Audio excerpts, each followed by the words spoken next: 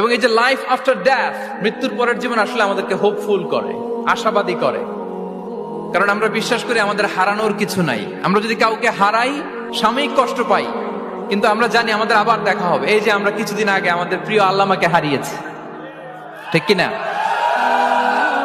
কিন্তু আমরা এই ভেবে বুকে আশা বেঁধে রাখি যে আমরা এই দুনিয়াতে তাকে মিস করেছি, কিয়ামতের ময়দানে আল্লাহর জান্নাতে এই কোরআনের বুলবুলির কণ্ঠে আমরা আবার কোরআন শুনতে পাবো।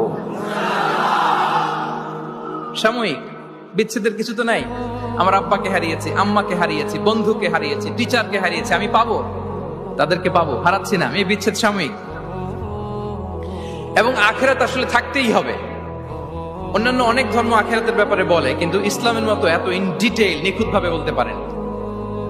পুনর্জন্মবাদের কথা আপনারা শুনেছেন, ভালো করলে ভালো হয়ে আবার আরেক জন্মে আসবো, খারাপ করলে কুকুর হয়ে জন্মাবো, হ্যাঁ, বিড়াল হয়ে জন্মাবো, এরকম কথা অনেক